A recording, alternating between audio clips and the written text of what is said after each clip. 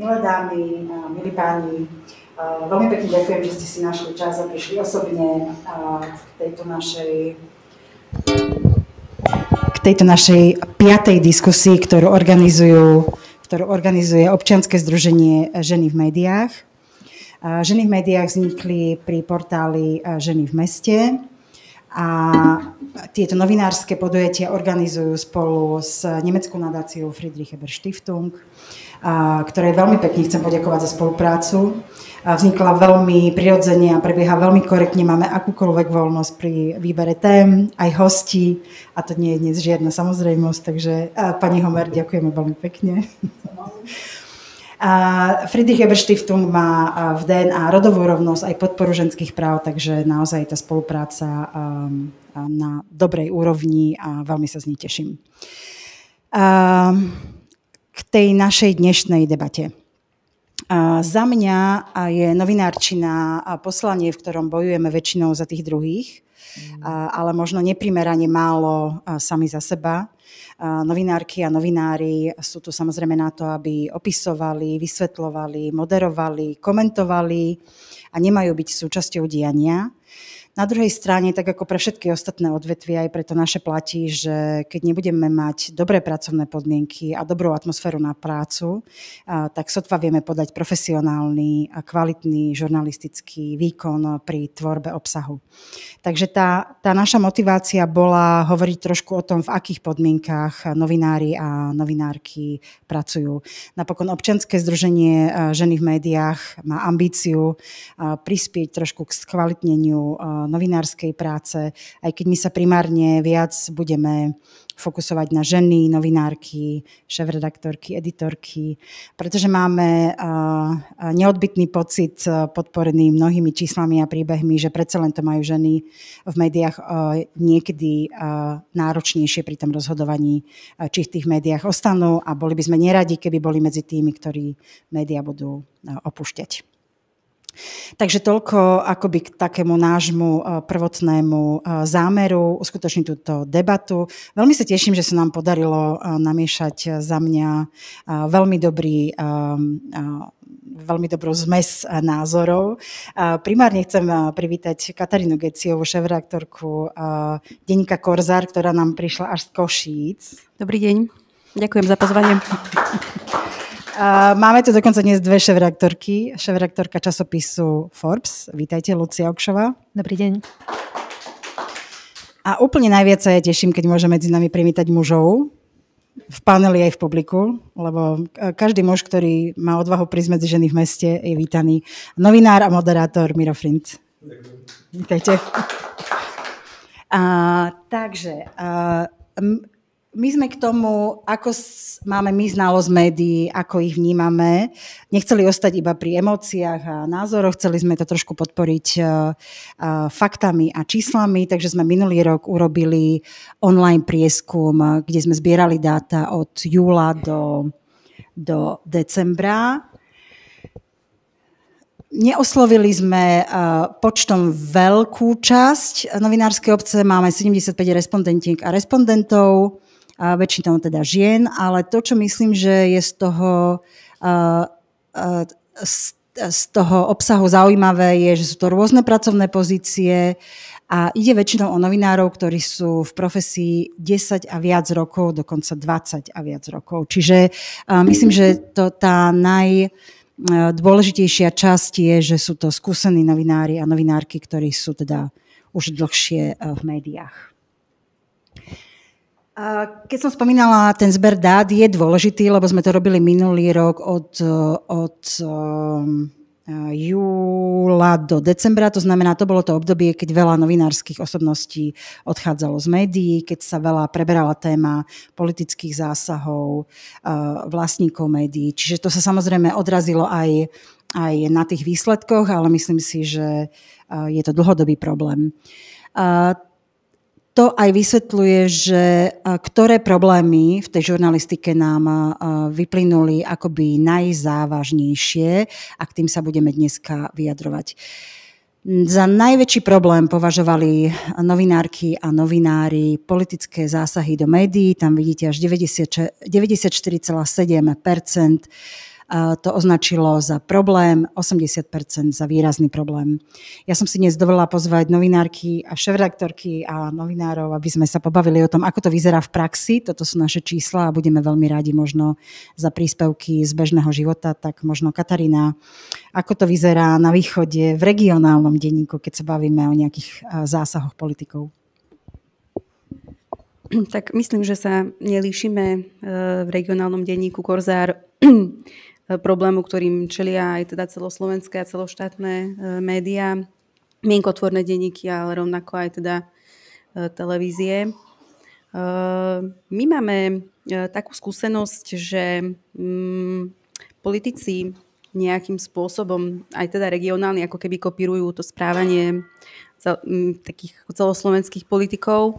Jednak sa často stretávame s problémom, že nám nie vždy teda, aj keď sú povinní zo zákona odpovedať, tak nám neodpovedajú napríklad mestá, samosprávy, obce. Volia si radšej teda cestu, že ten svoj obsah, ten svoj message ako keby zdieľajú cez sociálne siete. To je taká práve, s ktorou sa stretávame akože často aj pri, by som povedala, akože takých banálnych spravodajských témach, že nie sú to len nejaké veľké kauzy, ale naozaj len také základné informačné články. A aj tam máme niekedy problém získať odpovede. Napríklad aj takým typickým príkladom je mesto Košice, s ktorým pomerne akože intenzívne komunikujeme pomaly na dennej spravodajskej báze. A druhý problém, s ktorým sa stretávame od regionálnych politikov, a to by som povedala konkrétny príklad, je vlastne to, že dochádza k takému spochybňovaniu akože relevantnosti nášho denníka a teda objektívnosti a nejakej nestrannosti.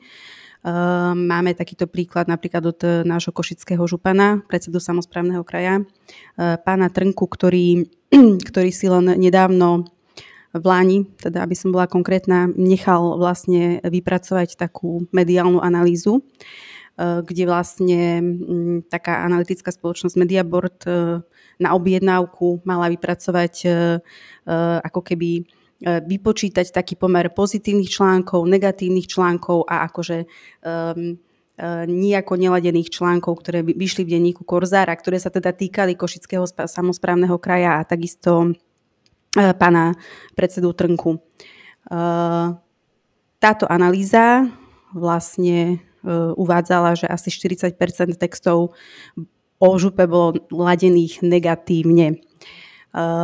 Problém ale je vlastne to, že pán Trnka túto svoju ako keby analýzu, alebo respektíve výsledky tejto analýzy publikoval v Trende, s tým teda, že sa sťažuje na denník Korzár. Bol to text, ktorý nebol označený ako PR správa. My ako denník sme nemali možnosť sa k nemu nejakým spôsobom vyjadriť, ale zároveň nemali sme ako keby dôkaz, že to bola ako zaplatený PR text. Zároveň pán predseda Trnka uverejnil taký úvodník, kde o denníku Korzár a o jeho redaktoroch napísal, že sú to písalkovia, ktorí vlastne chrlia žlč a ktorí sú akože nie sú nestranní a odvolal sa na túto analýzu. Pripomínam, že to bolo v župných novinách, ktoré sú ako hradené z verejných peňazí, z peňazí nás všetkých a dovolil si vlastne tam tomto úvodníku takýmto spôsobom spochybniť našu objektivitu. A už len posledné slovo, ktoré tomu chcem dodať, je, že pán predseda Trnka sa nikde nezmienil o tom, že je vlastne dvojnásobne stíhaný pre rôzne kauzy, ktoré na Košickej župe máme. A vlastne to aj môže odrážať ten pomer tých textov, ktoré boli vlastne za rok 2023 negatívne ladené, ako to naznačila tá agentúra. Takže to je ten taký z útokov akože veľmi, veľmi otvorených, s ktorým sme sa stretli voči objektivite nášho denníka a sme sa voči tomu ohradili a samozrejme tvrdíme, že je to pre nás najlepšia vizitka, ak politik povie, že teda sme mu ubližili. Dobre, Lucia, ako vníma časopis Forbes prípadné zásahy alebo tlaky politikov? Aká je vaša skúsenosť?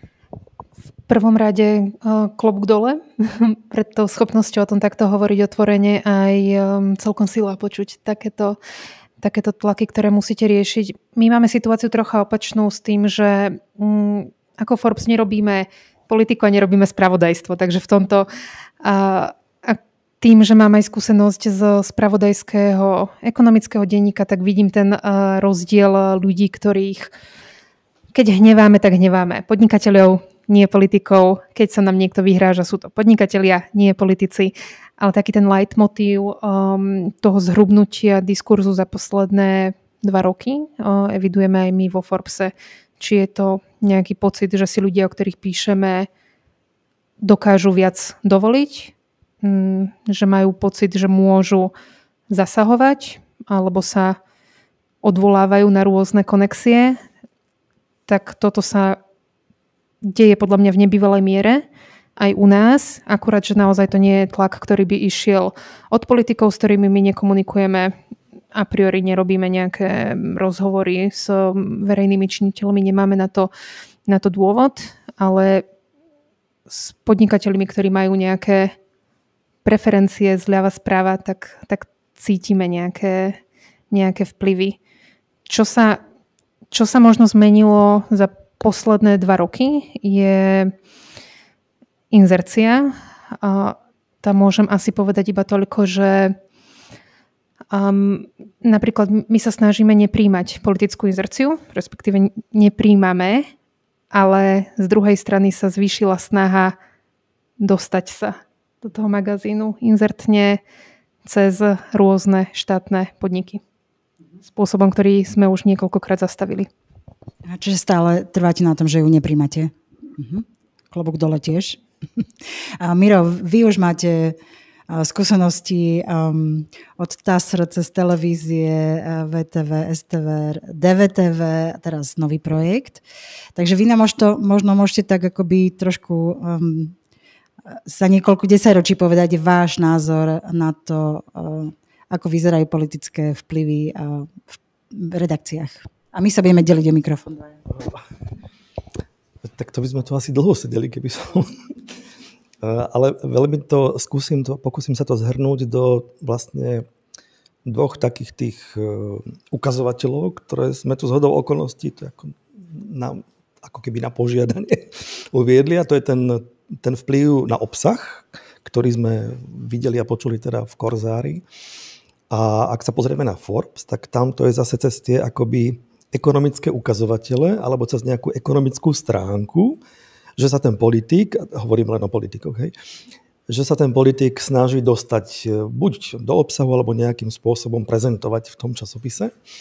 A ono v podstate, keďže som najdlhšie bol v tom verejnoprávnom dome, tak ono v podstate týmito 2 cestami to ovplyvňovanie, či už spravodajstva alebo publicistiky, ktoré je v tom verejnoprávnom médiu akoby najsledovanejšie, najvypuklejšie, je to teda tá výkladná skriňa.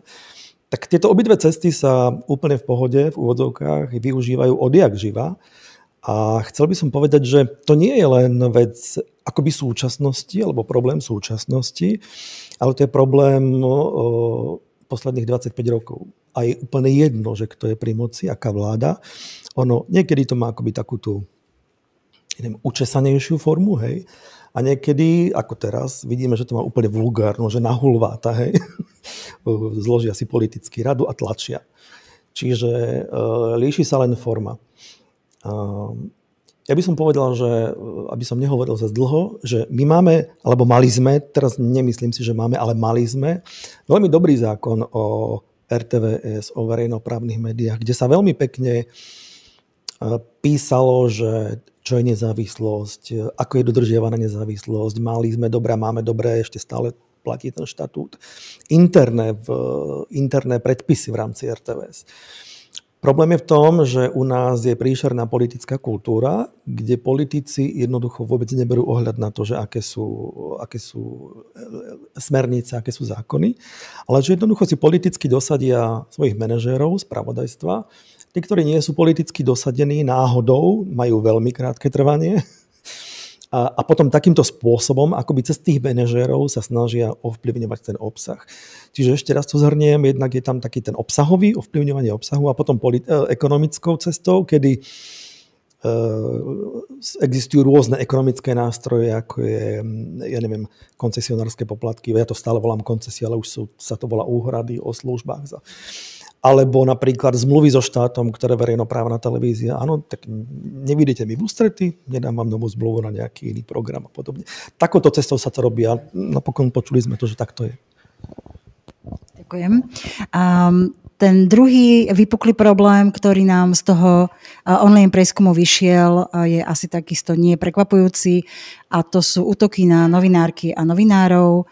Skoro 90% našich respondentov uviedlo, že sa stretáva s agresiou zo strany verejnosti a 68% hodnotí tento problém ako závažný.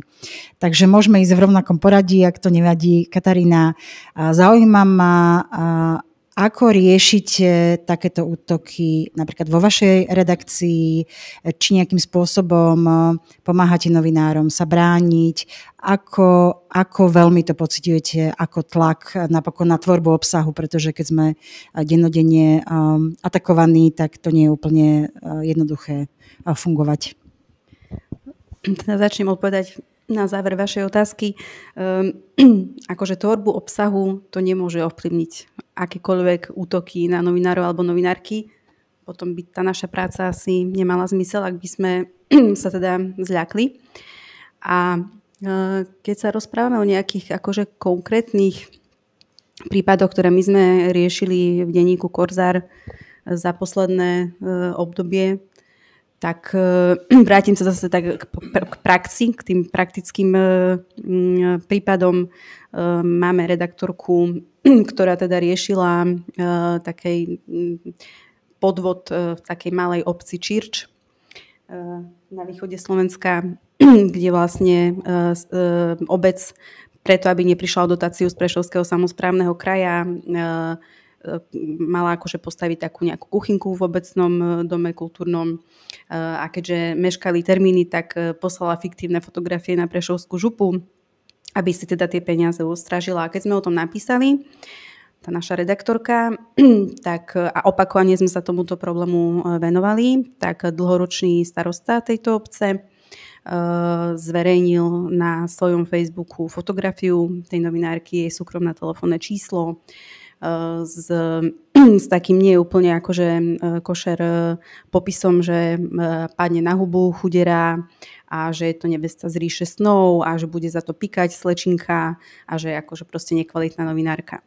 Takže ešte bývalý šéf-redaktor pán Vrábel v tom čase zareagoval tým, že sme to teda posunuli nášmu právnikovi firemnému, ktorý teda podal trestné oznámenie za ohováranie a za nebezpečné vyhrážanie.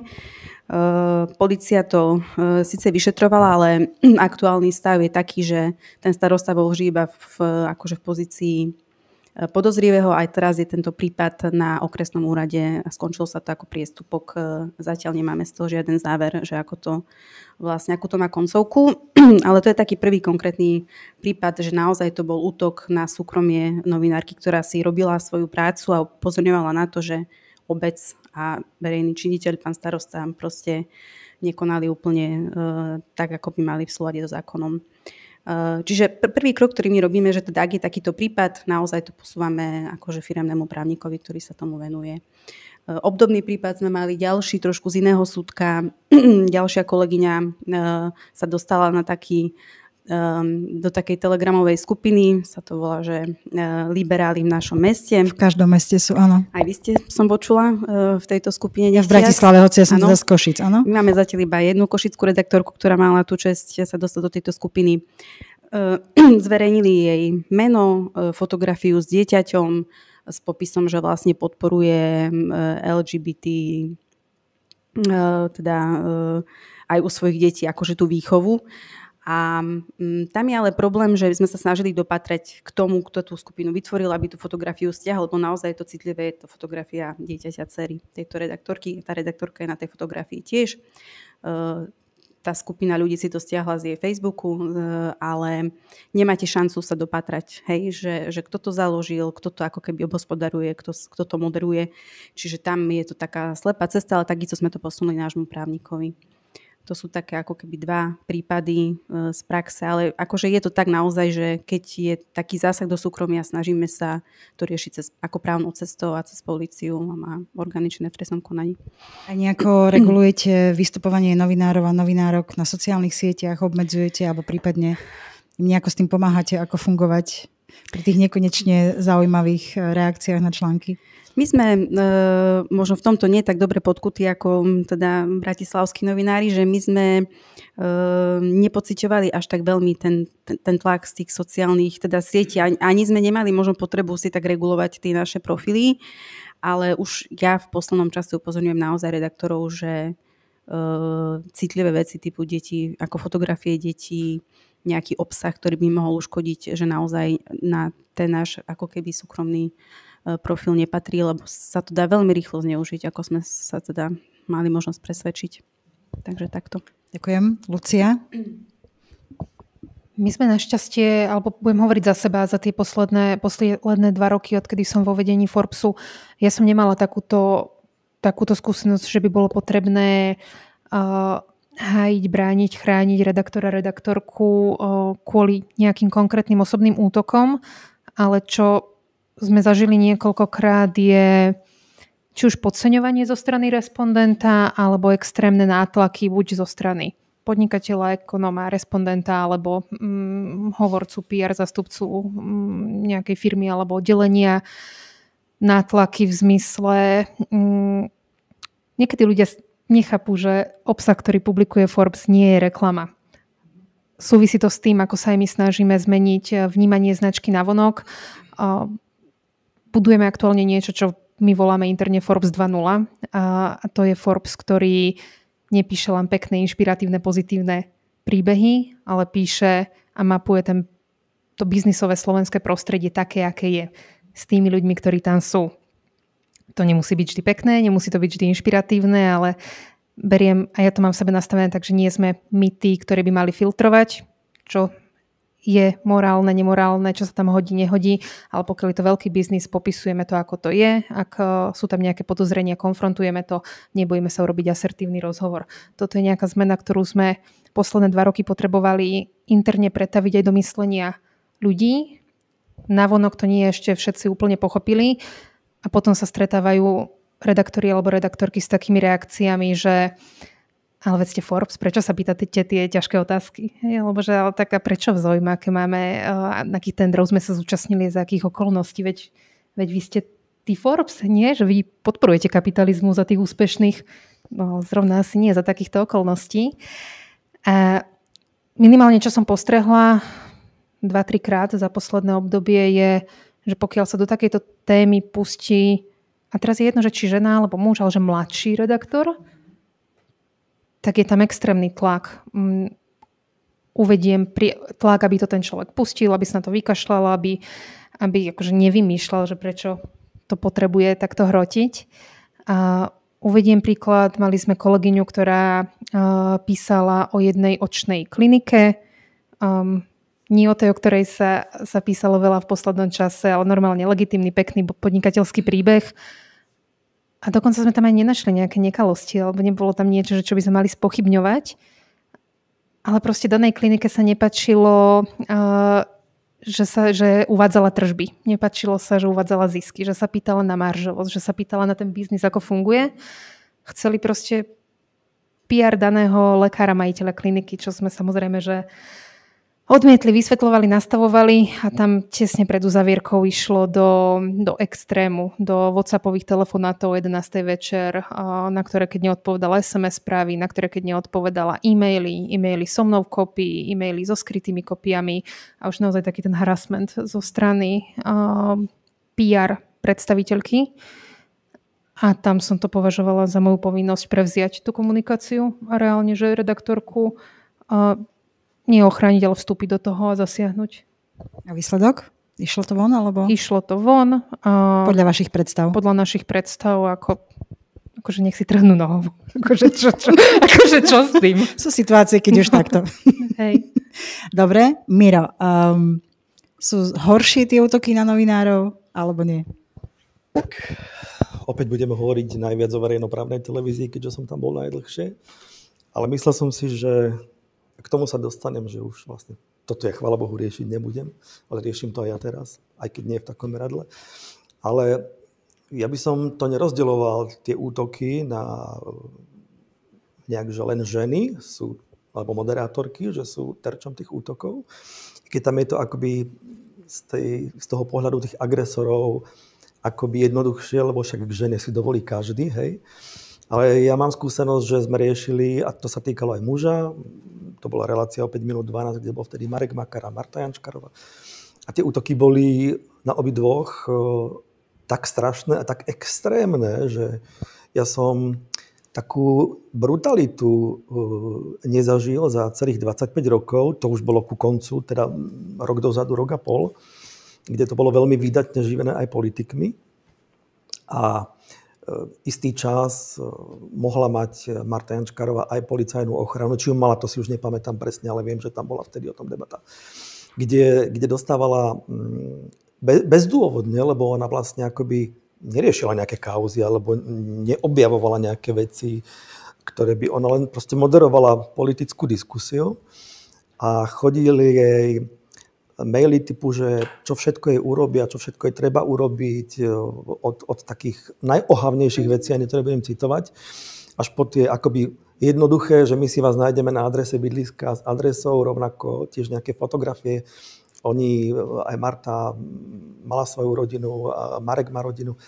No boli tam všetky ohavnosti, ktoré s tým súviseli a s tým vyhrážaním a boli bezdôvodné. Hej?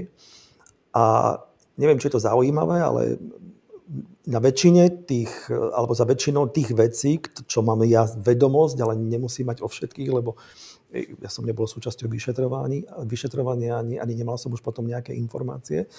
Väčšinou to boli muži. Hej? To je také zvláštne. A osobitne Marta mala jedného stalkera, takého nepríjemného. Ale nechcem teda tvrdiť, že sa to týka len mužov, lebo napríklad mali sme aj pani, to bola diváčka z Nových Zámkov, sa predstavovala, ktorá nám pravidelne na odkazovači nechávala odkazy a záznamy, že čo treba urobiť moderátorke. Tie najohavnejšie, to bola žena, bola to pani dôchodkyňa. Ja som si niektoré tie záznamy nechal, lebo to by som nevymyslel, hej? Že ja som si to nechal, že uvidíme, že možno to niekedy použijem, keď budem robiť nejaké odborné veci, hej? Keďže robím dizertačku na fakulte žurnalistiky, aby ste si nemysleli, že to nechávam z plezíru. Čiže tak, hej. Lebo to sú také veci ohavné, s ktorými sa nestretávate bežne, hej? A je to veľmi nepríjemné. Potom je tam samozrejme, že tie veci, ktoré sme uznali, že už boli za hranou, sa posúvali polícii, vyšetrovali a podobne. Čiže preto viem, že za niektorými boli muži. Ale takéto akoby bežné vyhrážanie, alebo že takzvané, že nevinné, že nám niekto nadáva do hlúpakov a takých, tak to, keby sme si z tohto mali niečo robiť, tak asi by sme nerobili túto prácu. Hej, na to nemôžeme byť citliví a to poznáš asi aj ty. A prejdem do súčasnosti, myslel som si, že teraz, že si urobím nejaký vlastný portál a urobím si nejaké rozhovory a budem mať pokoj, nikto sa do mňa bude starať a podobne. Tak som si myslel, že s týmto mám pokoj, no tak nemám pokoj. Znovu chodia nie takéhoto kalibru, ale predsa len niekoho trápi, že robím to, čo robím. Ale hovorím, že to sú už také akoby bežnejšie veci, ktorým neprikladáš veľký dôraz. Pokiaľ to nejde do nejakej osobnej roviny, že si vás nájdeme na také a také adresy a podobne, to už sú potom akoby nepríjemné veci, kde už človek asi... A ja to poviem, ja som taký ako predposratý, ja mám občas strach z takýchto vecí, že ja by som nevedel robiť napríklad prácu investigatívneho novinára, lebo ja to považujem za nebezpečné. A preto sa čudujem, ale ani nečudujem, obdivujem novinárky ženy, a máme takých pár na Slovensku, ktoré sa neboja a robia tú investigatívnu prácu. Mnohé majú rodiny, manželov a podobne a robia to.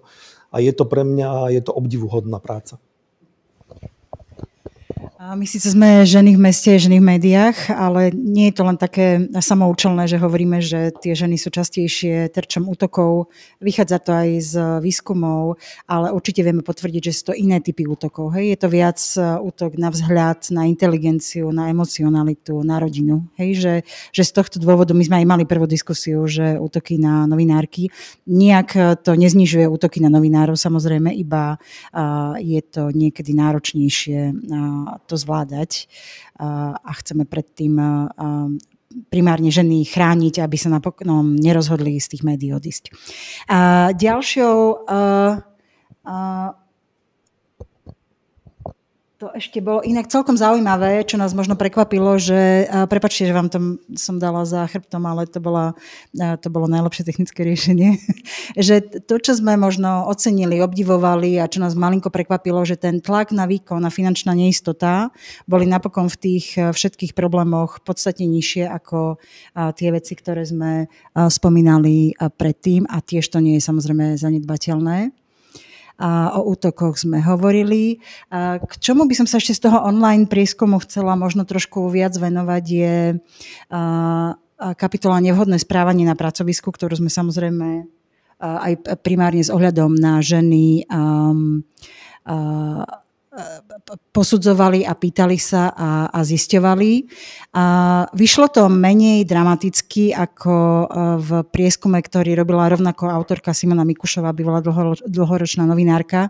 Vtedy tie veci o sexuálnom obťažovaní boli pomerne oveľa dramatickejšie, takže toto v našom prieskume až tak brutálne nevyšlo.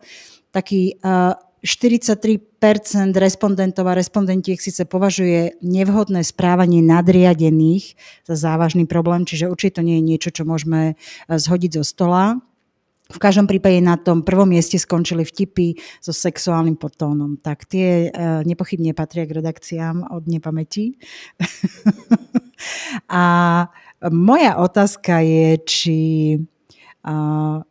ako je to, keď sú nadriadené ženy? Možno ma zaujíma, že keď má žena v redakcii problém s takýmto nevhodným správaním od kolegov možno, či môže prísť za šéfredaktorkou, či máte takúto skúsenosť, či ju možno ochránite viac alebo menej, či sa s tým stretávate a potom samozrejme ma bude zaujímať pohľad muža na nevhodné správanie na pracovisku. A vôbec, čo si myslíte o vtipoch so sexuálnym podtónom?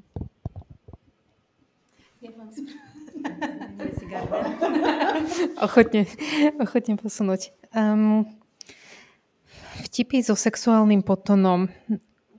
Takže bolo by to pokrytecké, keby som povedala, že sme veľmi politicky korektní v redakcii a neuťahujeme si zo seba navzájom a neholdujeme nejakému čiernemu humoru alebo ďalším veciam. Akože napokon žijeme v takej dobe, že niekedy je ten humor to, čo nás prenesie cez tie dni. Hej? Keď v jeden deň riešite cez Trumpové clá a všeličo. Čiže melie sa to zľava správa a to, že máme na pracovisku nejakú pohodu, tak je to niekedy aj za cenu toho, že to nie je úplne politicky korektné. Teraz nehovorím, že to vyslovene sexistické, ale určite nie sme nejaký úplný etalón, ako by to malo vyzerať. Ale ak mám s niečím, budem hovoriť za seba a nie za svoje kolegyne alebo za svojich kolegov, pretože ja som si potrebovala nejak upratať v hlave už len nejaký ten môj vlastný postoj k nejakému môjmu vnímaniu. Ja som sa v 29 rokoch stala šéfredaktorka, veľmi mladá, tesne po materskej, v redakcii, kde som predtým pôsobila 6 rokov ako redaktorka s kolegami primárne mužmi, 40+. A trvalo dlhé obdobie, kým som bola vôbec sama schopná adresovať niektoré poznámky, že neboli pre mňa v poriadku voči mne. Nie v zmysle, že by boli sexistické, ale len náznakové, uštipačné, typu daj pozor na ten nový počítač.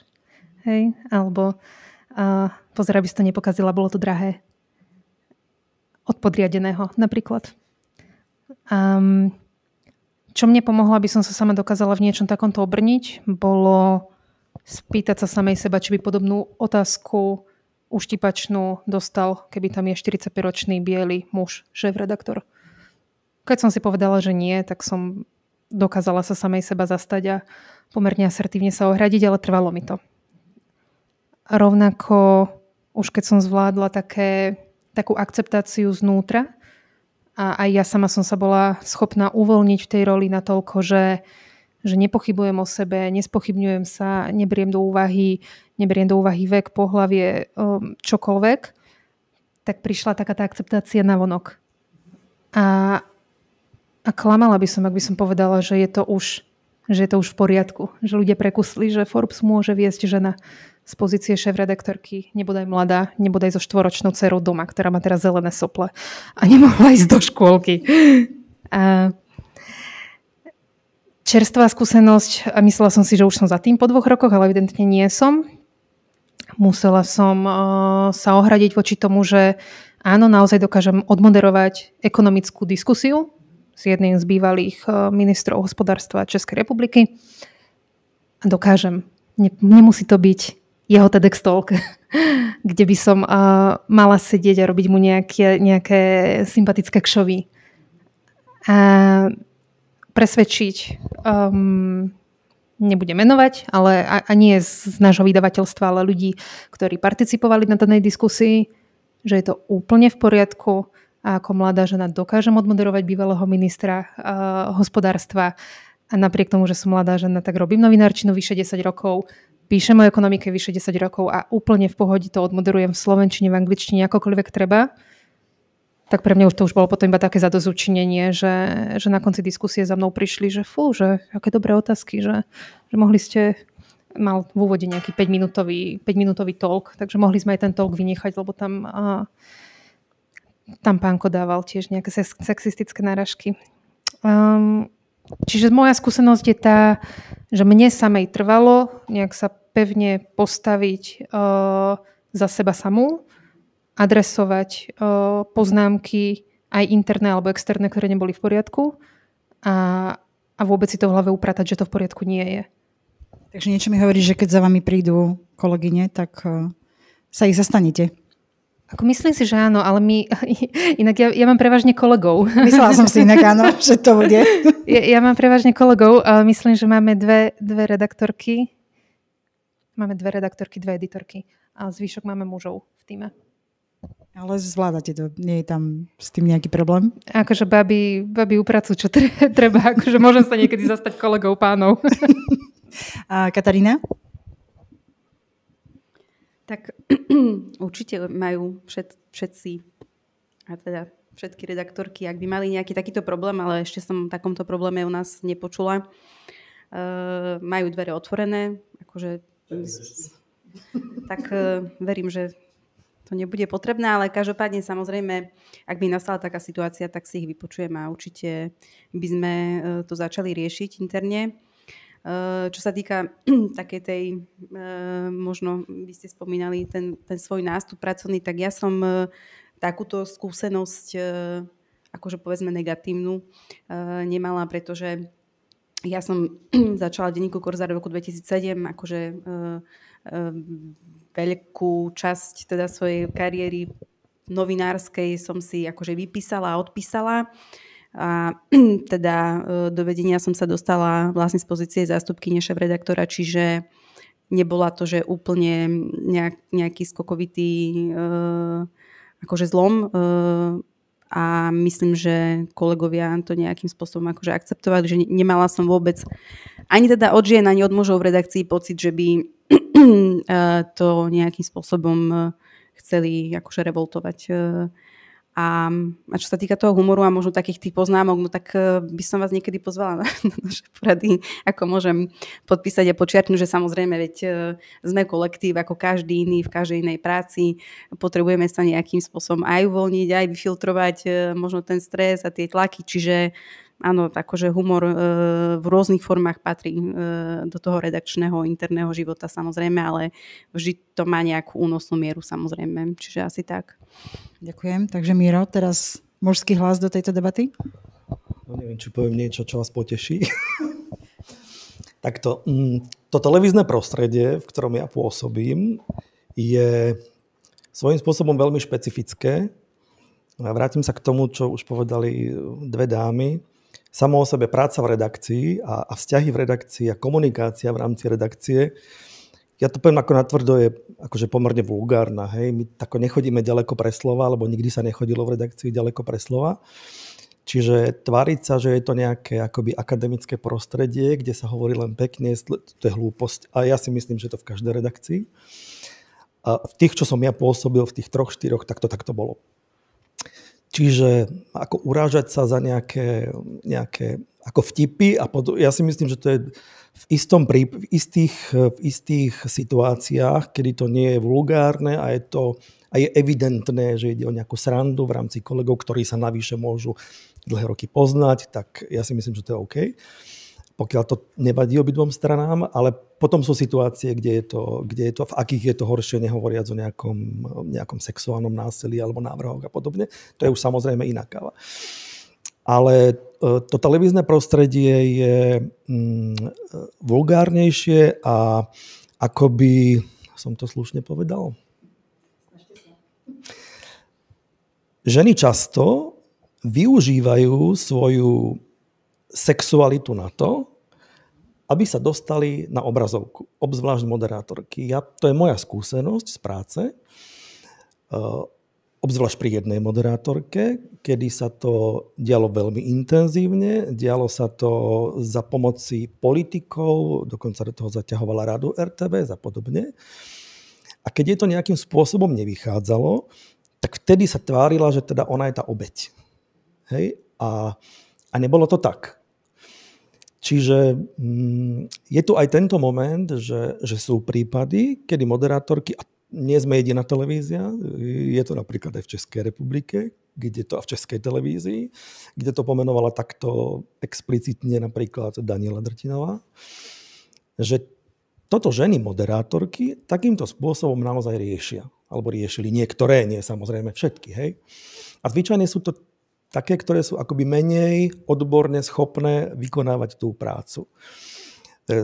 U mužov je toto trochu inak. Hej? Tam to takto akoby nefunguje. A ešte jednu vec chcem spomenúť, aby som nevyzeral ako nejaký mizogyn. Keď som sem išiel, tak som tak ako rozmýšľal v aute, a napadlo mi to až teraz, keď som sem išiel na toto podujatie, že akoby pri všetkých takých tých osudových, lebo ty si položila aj otázku, že aké sú ženy vo vedení. Niečo také si sa pýtala, že pri všetkých tých takých akoby veľmi zásadných mojich pracovných skúsenostiach a postupoch od 18 rokov asi, vždy boli pre mňa inšpiratívne a vždy mi pomáhali ženy. Vždy bola pritom žena. Žena bola, keď som začal písať. Žena bola, keď som začal robiť redaktorskú prácu. Žena mi pomohla, keď som bol v Bratislave. Žena ma dotlačila k moderovaniu. Žena ma teraz dotlačila k doktorátu. Že vždy v tých rozhodujúcich situáciách to boli ženy, ktoré ma akoby posúvali. A pravda je taká, že mne sa vždy lepšie pracovalo pod ženou ako šéfkou. Myslím si, že ženy majú taký ten feeling, ktorý nemá muž, mnohé veci v kolektíve, neviem, vycítiť, vyfiltrovať, že sú oveľa empatickejšie. A to tiež mám tú skúsenosť, že mnohí muži nevedia zniesť v kolektíve, alebo veľmi ťažko, aj podriadení, alebo povedzme, že možno na rovnakej úrovni funkčnej v rámci, druhého stupňa riadenia vo veľkých firmách, majú veľký problém s úspešnými ženami. Neznesú vedľa seba úspešnú ženu, alebo ju nejakým spôsobom, nechcem povedať, že očierňujú, alebo znevažujú, alebo zažil som to na poradách, keď bol druhý stupeň riadenia, že ženu robili si s nej žarty, hej, alebo tak akoby nevinne, akoby kamarátsky, ale také tie vtípky a ty vidíš, že to je proste tá žena je úspešnejšia ako on a preto to robí. Hej? Čiže myslím si, že muži vo všeobecnosti majú problém s úspešnými ženami. No. Lucia chce reagovať. Súhlasím s tým posledným, ale iba chcem to dať do tej diskusie, aby to nebolo také, že generalizujeme. Z mojej skúsenosti najtoxickejšie pracovné prostredie, aké som kedy zažila v novinárčine, vytvorila žena. Čiže na jednej strane empatia, na druhej strane nemusí to tak byť paušálne a dokonca od bývalého šéfredaktora Forbesu Juraja Porúbskeho si odnášam jedný z takých tých najláskavejších skúseností, aké som mala v zmysle Napríklad veta, ktorú mám naozaj v posledných dňoch často v hlave je, že naozaj sa veľmi málo krát z pozície šéf-redaktora vieš ako človek zachovať naozaj, že správne, vybrať sa tou správnou cestou a nevoliť nejaké menšie zlo, ale že spraviť takú tú hodnotovú zásadnú vec a toto je niečo, čo robil on, to si na ňom vážim z mojej predošlej predchádzajúcej skúsenosti alebo iných pracovísk, to nie je tak vždy práve ženy mali. Čiže myslím, že to je individuálne. A veľmi pekne ďakujem, že vlastne nemusím vstupovať do tej debaty, lebo sme si práve ukázali, že nie je to tak, že ženy sú fajn a muži sú na nič, ale že iba nechceme generalizovať presne tak asi, že to, čo sa snažíme odraziť je pri tom rozmýšľaní a pri tej mentalite nerozmýšľať o niekom, či je muž alebo žena, ale či má kvalifikáciu alebo nemá, ale ako funguje. Ale dámy, vy ste mi už v podstate odpovedali na nejakú ďalšiu otázku, ako sa majú šéf-redaktorky vo funkciách, tak sa možno budem ešte inak pýtať. Katarína, mňa ešte zaujíma, vy ste, teraz bude asi rok, koľko ste šéf-redaktorka a nastupovali ste za takých veľmi smutných okolností, keď zomrel pomerne mladý šéf-redaktor pán Vrábel. Aké to bolo prebrať redakciu v takejto situácii?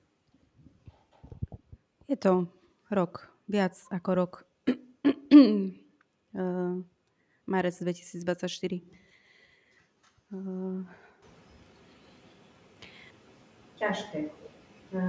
Ťažké pracovne, ešte ťažšie súkromne, pretože my sme teda pomerne malá redakcia, kde máme pár ľudí, ktorí majú na seba veľmi vybudované pevné väzby. A to teraz nemyslím len pracovne, ale aj súkromne. Čiže nám všetkým odišiel človek, Jaro Vrábel, ktorý bol asi najlepší, určite najlepší novinár, akého som ja za svoj život mohla stretnúť, spoznať a s ním pracovať. Je to a zároveň bol rovnako výborný šéf-redaktor, ktorého je možno v niektorom smere aj veľmi ťažko akože napodobniť a dosiahnuť, lebo každý z nás mal tú skúsenosť v redakcii, že keď si myslel, že ten článok je dokonalý a už lepší nemôže byť, tak on si to zobral, zeditoval a prišiel a povedal, že no a ešte by tam bolo dobre dať toto a ešte by to chcelo toto a mne by sa tam páčilo ešte toto, veľakrát pripomienkoval. Akože, bolo to turbulentné obdobie.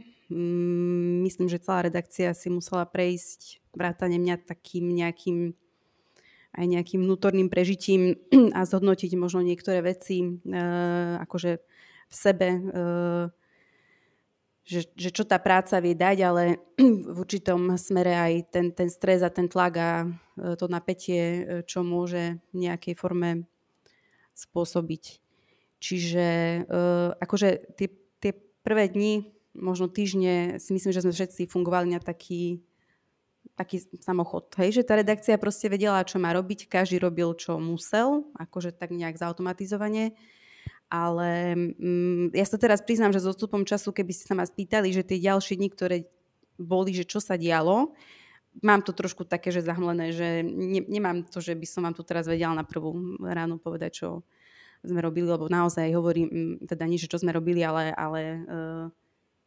naozaj to bolo také zautomatizované, že to je super bolo, že som akože mám a že aj v tom čase som mala okolo seba výborný tím redaktorov, ktorí, akože každý z našej redakcie, či sú to editori, či sú to teda redaktori, ako vie, čo má robiť. Hej? A vedel to aj v tom momente, v tom veľmi ťažko zložitom a náročnom, ktoré teda nás čakali po tom 20. marci, keď Jaro zomrel.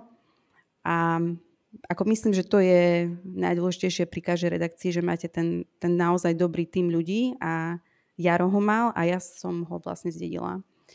Takže oni mi vlastne boli oporou, myslím, alebo teda snažila som sa, aby to bolo aj naopak a myslím, že sme to spoločne nejak zvládli a myslím, že ma redakcia prijala ako nástupcu za Jara.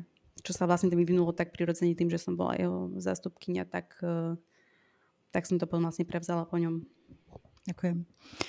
Lucia, od vás by som rada vedieť, aká revolúcia prebehla v časopise Forbes, že po toľkých rokoch máte CEO ženu, šéfredaktorku ženu. Čo sa stalo? Biznis. Biznis sa stal. Áno, čiže ja som sa vrátila, ja som bola pár rokov na materskej, vrátila som sa pred 2 rokmi, 3 rokmi už asi. Ide to rýchlo. Áno, mala ma 4 roky, ja som išla, keď mala rok a pol. Čiže vrátila som sa po materskej dovolenke s tým, že som začala najprv šéfovať nášmu online, ktorý potreboval zásadne povzbudiť. Šéfovala som mu rok a počas môjho šéfovania online došlo k zmene na pozícii CEO, kedy v zásade slovenský Forbes vôbec dostal túto funkciu. My sme predtým CEO nemali, ale slovenský Forbes vlastní pod vydavateľstvo Barec & Konrad Media, ktorý vlastne je český a maďarský Forbes. Tam takéto funkcie existovali, čiže naši majitelia sa v zásade stiahli trochu viac do stratégie z tej operatívy a z obchodnej riaditeľky Martiny Milichovskej sa stala naša CEO, za čo som veľmi vďačná. Je to fantastické môcť pracovať, povedzme, že môcť si to tak vybudovať od začiatku spolu. Je to iné, keď by som sa stala šéf-redaktorkou v médiu, kde by bol zabehnutý CEO 10-15 rokov a naskočila by som do nejakého vlaku, ale tak toto bolo od začiatku veľmi partnerské, participatívne a mnoho vecí sme nastavovali.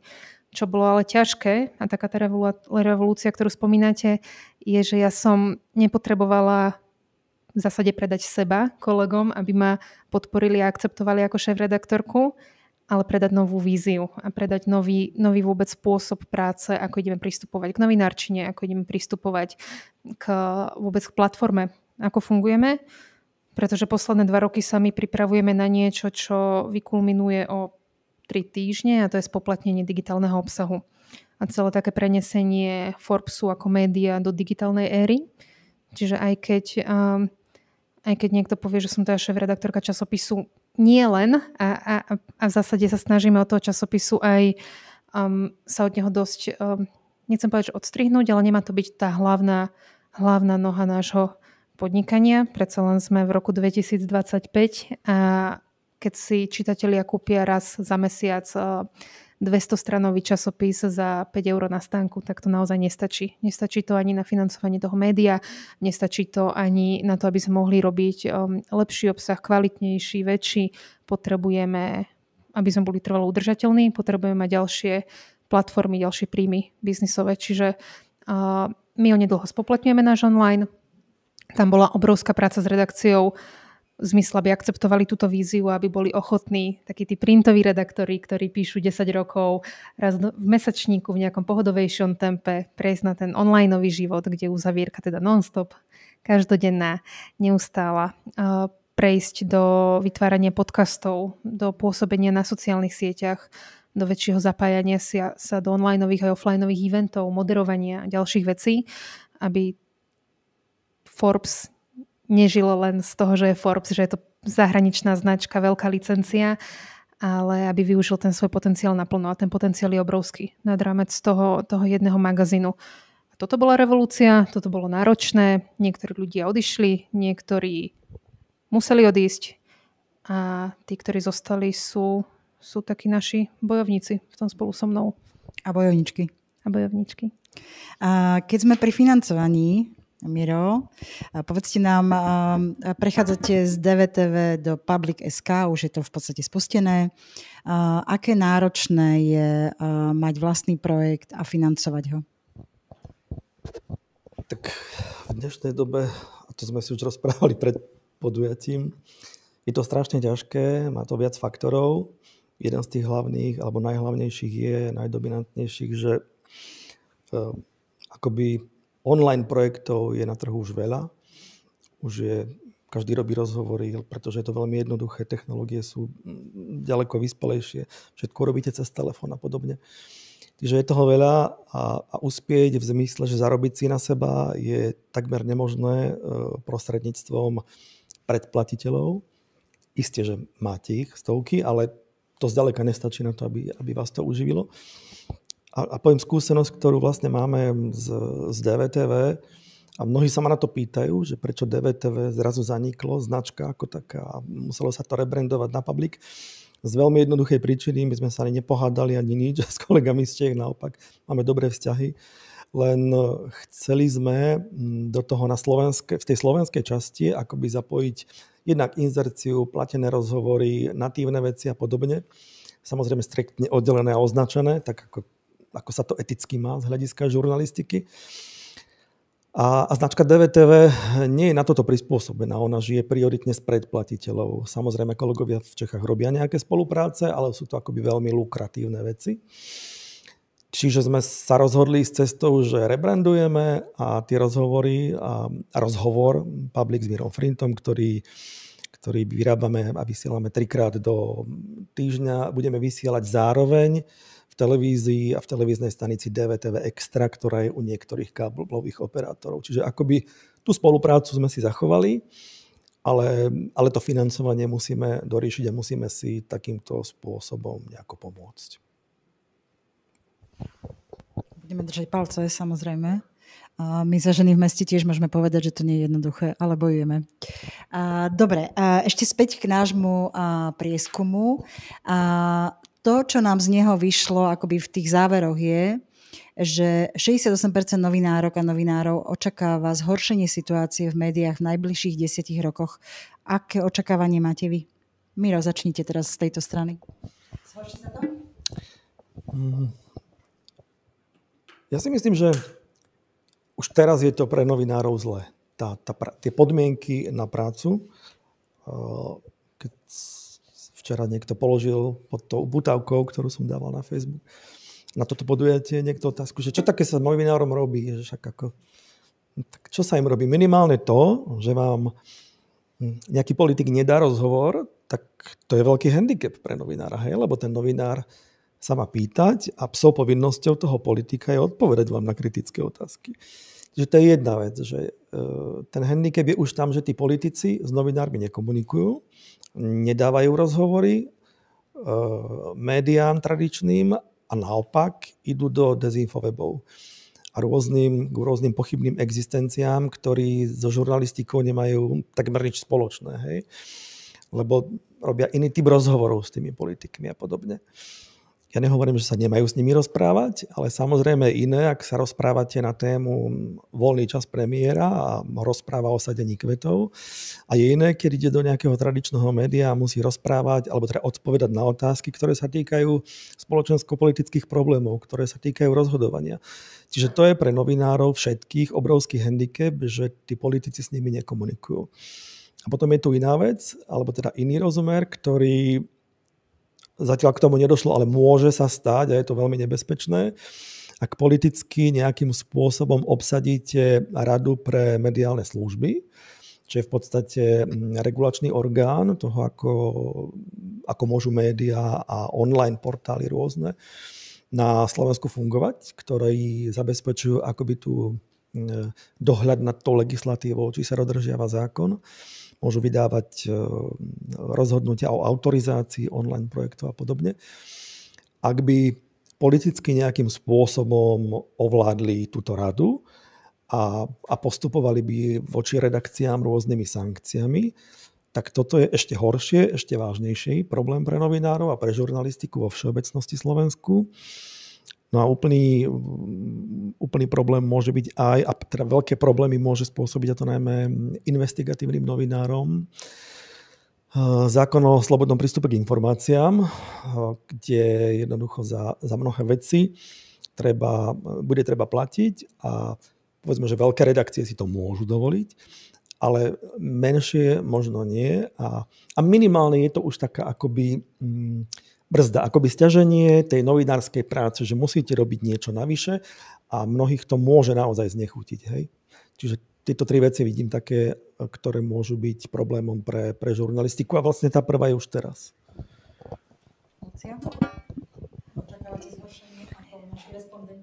Ja žiaľ musím súhlasiť. Myslím si, že bude horšie. A podľa mňa to podpisuje alebo ukazuje na to aj ten fenomén, ako sa trieštia veľké mediálne domy, ako čoraz viac redaktorov, či je nútených odchádza, aby prejavili svoj postoj, alebo v zásade, aby to skúsili na voľnej nohe. Podľa mňa to extrémne fragmentuje to mediálne prostredie. Silné a tradičné médiá, ktoré tu boli roky rokúce, sú v oslabení, individuáli majú horšiu situáciu, aby sa uchytili. Je tam potom podľa mňa aj menšia miera nejakej verejnej dôvery, menšia miera toho, či sú dodržiavané taktiež etické zásady, alebo nie sú. Pokiaľ máme príliš veľa freelancerov, ako mňa úprimne, že ten trend freelancovania znepokojuje, aj keď samozrejme, že každému môže fungovať niečo iné a v zahraničí je to bežné, ale myslím si, že to celkovo tomu prostrediu nepomáha, ale skôr ho oslabuje. A potom sú tu ďalšie iné výzvy. Práca s umelou inteligenciou. Experimentovanie s tým, že či článok krátky, spravodajský, rýchly, úderný napíše teraz ChatGPT za pár minút. A potom označovanie takéhoto obsahu, aby to bolo etické. Lebo to už sa asi ani nemusíme baviť o tom, či to niekto používa alebo nepoužíva. Je podľa mňa naivné myslieť si, že juniorným redaktorom nepomáha ChatGPT spraviť rešerš alebo otázky. Že to už treba podľa mňa akceptovať, prijať to, ale nastaviť nejaké funkčné mechanizmy v redakciách, ako s tým ďalej narábať a nebojovať proti tomu. Aj ja, keď mám proste v jeden týždeň niekoľko moderovaní, tak si nechám pomôcť, keď sa dá, ale treba k tomu pristupovať aj skepticky a neveriť celému tomu kontextu, alebo mať to nejak, brať to ako inšpiráciu a nie ako 100% podklad. A tá miera dezinformátorov, hoaxerov, ktorí sa vydávajú za novinárov, to je druhá desivá vec. A tam si ja dokonca myslím, že by politici nemali ani len legitimizovať takéto kanály tým, že tam porozprávajú o tom, ako sa majú, alebo či kosili trávnik, alebo ako mali šibačku. To si myslím, že to je naozaj úbohé. Katarína? No, ako má tá vaša otázka asi viacero rovín. Začnem asi tým, že akože je to horšie, ako to bolo a asi to bude aj horšie, ako to je. Aj keď teda ja som optimista a nejak sa snažím vidieť svetlo na konci tunela, ale kým budú politici, verejní činitelia podkopávať dôveru verejnosti voči tradičným médiám a naopak budú ukazovať smerom na nejaké dezinformačné, konšpiračné časopisy a publikácie a neviem aké médiá, akým teda budú považovať za hlavné kanály svojej komunikácie sociálne siete, tak akože smerujeme akože nie dobrým smerom. Druhá vec, čo teda ja si všímam, že povznikalo napríklad kopu takých, aspoň na východe, takých webov, hej, že takých, ktorí sa tvária, že robia žurnalistiku, ale v skutočnosti sú to akože prevzaté celé príspevky z rôznych facebookových skupín o tom, že nejaká suseda, vymyslím si, hodila skriňu o 3 poschodia nižšie a je to celé akože nejaký prebratý facebookový status. My s tým akože na východe celkom akože bojujeme, že sú také všelijaké weby, ktoré teda sa tvária, že sú akože spravodajské a nemyslím si, že takýto obsah nejakým spôsobom akože zvyšuje to vnímanie verejnosti, že teda novinári robia aj svoju kvalitnú prácu, ako robíme naozaj ako my, že naozaj od vyhľadávania nejakých informácií cez zdrojovanie, cez overovanie si faktov sa snažíme ponúknuť ten kvalitný obsah. A je tu ešte taká ďalšia rovina, s ktorou som sa ja stretla v Lani, keď som chodila po univerzitách východoslovenských, ako fakultách žurnalistiky a mass médií a hovorili mi teda vyučujúci, že vnímajú extrémne nízky záujem mladých a verejnosti, teda študentov o veci verejné. Že keď sa ich aj pýtali, že či by teda, a teraz hovorím akože v zmysle, že či má novinárska práca nejakú budúcnosť, napriek tým všetkým technológiám, o ktorých vy hovoríte, ma spomínate, tak oni to vlastne ani nechcú robiť. Oni to študujú, ale hovoria, že oni nechcú byť novinári, oni chcú robiť marketing, oni chcú robiť PR, oni chcú byť youtuberi a ja neviem, všetci tí akože influenceri a neviem, freelanceri a neviem, aké všetky ešte možné to môžeme privlastky, lebo že vlastne to je cesta, kedy vedia akože podľa nich zarobiť peniaze a zároveň akože sa im tá novinárska práca nezdá atraktívna, čo je tiež ako veľké riziko do budúcna. Hej, že síce to študujú, ale vyzerá to, že veľa novinárov z toho nebude kvalitných, aj keď výnimka potvrdzuje pravidlo, lebo aj my máme teda mladú redaktorku, ktorá vyštudovala žurnalistiku a naozaj to robí veľmi dobré a veľmi kvalitne. A vlastne začínala u nás ešte ako študentka a teraz už ako redaktorka pracujúca. Hej. Čiže výnimka svetla potvrdzuje pravidlo, ale vyzerá to, že skôr je takých študentov ochotných sa o to zaujímať menej. Miro, ešte vy si chceli niečo?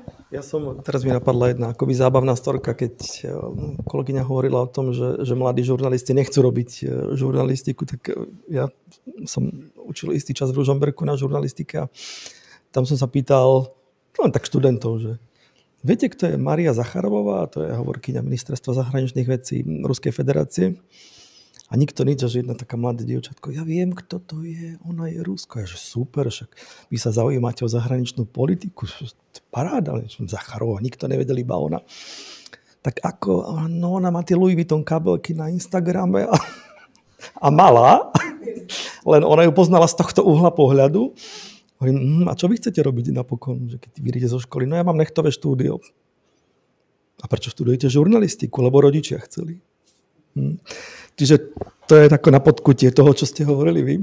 Ale toto som nechcel povedať. To mi len tak napadlo.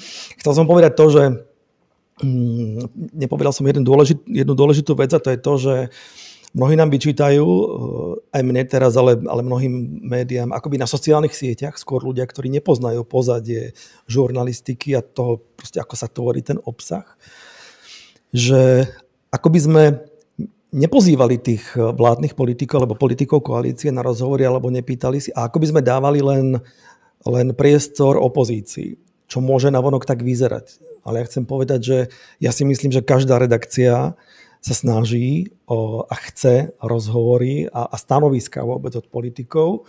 A dôležité je povedať, že oni nekomunikujú. Čiže ten problém nie je na strane novinárov, že by im nechceli dať priestor. Problém je na strane politikov, že oni nechcú tým médiám dávať rozhovory a nechcú nič problematické vysvetľovať. Len to som chcel povedať.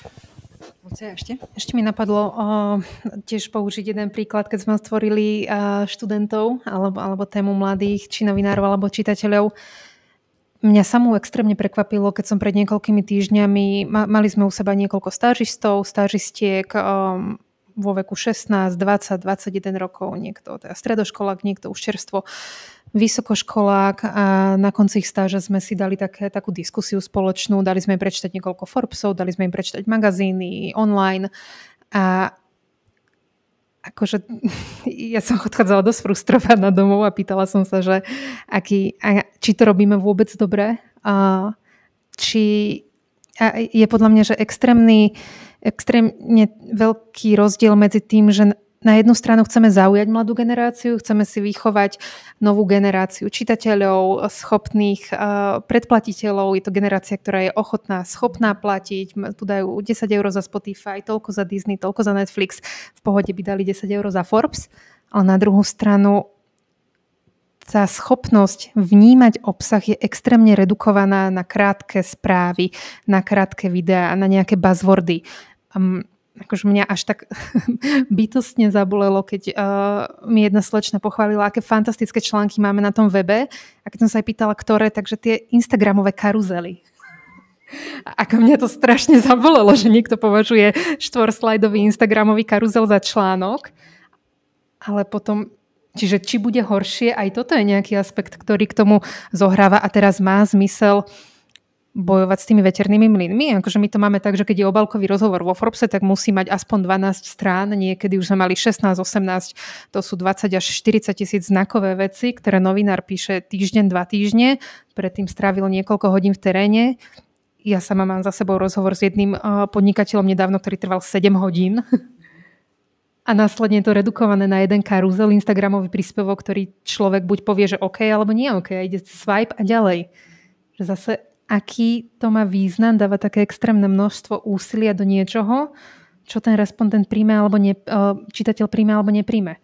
Že ja sama si riešim v hlave, že či potrebujeme meniť formu komunikovania obsahu.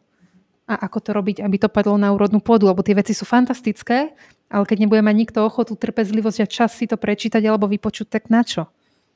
A nemám na to odpoveď, ale bude horšie. Dobre, tak ja sa to pokúsim nejako pozitívnejšie zakončiť, pretože to, čo vyšlo prekvapujúco príjemne z toho nášho výskumu je, že až 84% respondentov povedalo, že plánuje pokračovať v tejto profesii.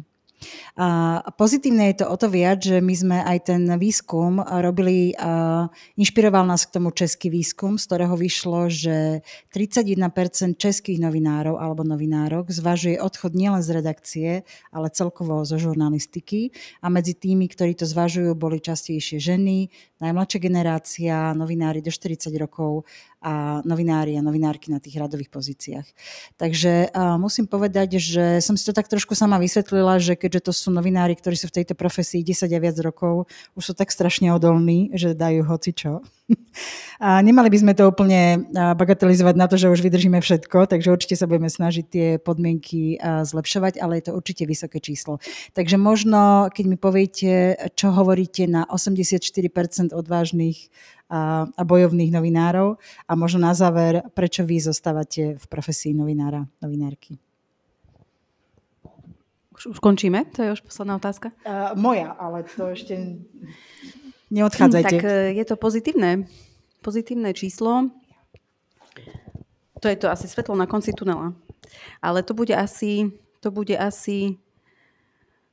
ľudia, ktorí sú v tom už roky, nie? To nie sú novinári, ktorí pracujú a teda sú žurnalistami možno 4-5 rokov. Tak to je pozitívne, lebo my máme všetko v kurzári ľudí, ktorí pracujú u nás dlhodobo, tak vyzerá, že neodídu.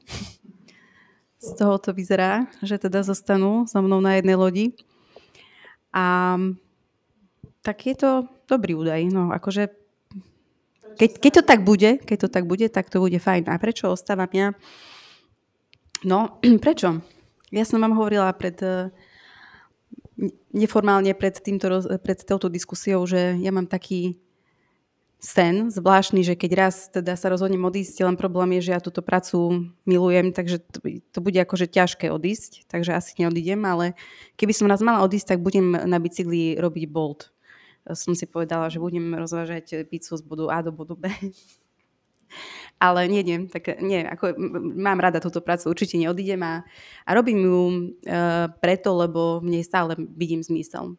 Je to vec, s ktorou asi sa človek možno rodí alebo možno ju získa nejakým spôsobom, že v tom vidíte význam a viete, čo to prináša, aj keď niekedy tá spätná väzba nie je potešujúca. Ani teda od respondentov, ani od čitateľov, že sa to možno trošku akože minie tomu účelu, ktorý možno očakávate. Ale asi tá jediná odpoveď, že je to práca, ktorú mám rada veľmi. Je to práca, ktorá podľa mňa má význam a bude mať význam a nestratí svoj význam vlastne z tej svojej povahy. Že sme tu preto, aby sme kontrolovali veci verejné a robíme to kvôli verejnosti, lebo je to vlastne naša, by som povedala, služba voči verejnosti. Za mňa je novinárčina splneným snom. Ja som sa ako malé dieťa hrala na moderátorku, novinárku. V obývačke som si položila bradu na stôl a moderovala som akože televízne noviny. Tam nie som, ale ja si úprimne neviem predstaviť, že by som robila niečo iné. Hoci som mala v živote obdobie, kedy som v tom stratila zmysel. A to bolo v čase, keď sa mi narodila dcéra a veľmi dlho sme nevedeli, či bude zdravá, pretože som narodila extrémne predčasne. A reálne som si riešila, že aký má zmysel bojovať za druhých, písať, otvárať, dopytovať sa, riešiť veľké veci, stretávať sa s ľuďmi z rebríčka najbohatších Slovákov, keď mám doma dieťa, ktoré ma potrebuje. A ak by to dopadlo inak, pretože našťastie, neviem, na čo všetko si mám zaklopať, je to jedno zdravé, nezbedné dieťa, ktoré je nezastaviteľné. Ale ja som až vtedy si dovolila vrátiť sa. Ja som až vtedy si dovolila vrátiť sa späť do práce, vrátiť sa späť do tohto novinárskeho sveta. A som rada, že som to urobila, lebo mám pocit, že sa mi aj vedením redakcie otvorili úplne nové obzory. Ale ak by to tak nebolo, ak by som mala nejaké väčšie rodinné problémy, ktoré by som potrebovala riešiť, tak by tá práca bola samozrejme druhorada. A to je aj niečo, čo sa učím sama nachádzať, že hoci tú prácu nesmierne milujem, naplňa ma a teda rozhodne môj work-life balance nefunguje a nemám zdravé nastavenie, tak stále je to len práca a stále som nahraditeľná. Ja nie som v tej stoličke prikovaná, keď tu dneska nebudem, zajtra tam bude niekto iný. Akože stále sa snažím mať usporiadané to v hlave, takže doma mám dceru, muža, na tom záleží. A dobre, teraz som odišla v pondelok z domu, prídem vo štvrtok. ale viem, že si to teraz môžem dovoliť, lebo doma všetko funguje. Ak by to nefungovalo, tak akokoľvek by som novinárčinu milovala, tak by to nešlo. Nešla by som cez mŕtvoly. No, neviem ja v podstate prečo, lebo nič iné robiť neviem. Hej? Čiže vedel by som možno tú pizzu rozvážať, ale to mi nenapadlo, ale keď niečo robíte od nejakých 18 rokov a ja som v tom čase, keď som ja začínal v 89., tak ja som chcel písať do novín. Mňa nenapadla televízia nejaká. Čiže ja som chcel písať články a robiť píšuceho novinára, tak povediac. Ale proste náhoda zariadila, že som v televízii bol asi najväčšiu časť svojho života. A tá televízia je taká akoby droga. Vždy som sa smial, že keď niekto odchádzal z televízie, že s takou nostalgiou, že ja neviem čo, a televízia, odídem z televízie, zavriem dvere a vec vybavená, nie? Nie je to také jednoduché. Ono ten adrenalín, ktorý sa spája s tým médiom a taký akoby ten status, ono to má niečo do seba, hej, a vy to potrebujete v tom živote. A potom už z toho akoby nechcete dobrovoľne odísť. Ja neverím napríklad, že nejaký moderátor povie, že mal som už toho plné zuby a chcel som si vetrať hlavu a odišiel som sám. Nie je to sám. Jasné, že mi je ľúto za televíziou. Nie v tom zmysle, že by som plakal do vankúša doma, ale pravda je taká, že som si hľadal akoby nejaké príbuzné možnosti, ktoré môžem robiť aj naďalej. Hej, nechcel som z tej novinárčiny odísť, skrátka. Áno, možno raz budem musieť a budem vykladať tovar v Tesku, aj to môže byť. A možno keby som naozaj že neúspel, tak budem malovať steny. Ja som vyučený maliar. Nemyslím si, že by som ostal na podpore, ale prioritne sa človek snaží udržať v tom fachu, alebo v tej práci, ktorú robí celý život a majú ráda a baví ho. No. Ďakujem veľmi pekne za príbehy z praxe a názory. Myslím, že to bolo veľmi aj pre mňa samú osviežujúce, čo chápete, že moderátorky nemajú ľahké. Teraz je otázka, či sú otázky? Ešte sa musíme spýtať po technickej stránke. Posúvame mikrofón pravdepodobne, hej, aby to bolo počuť. Otázku?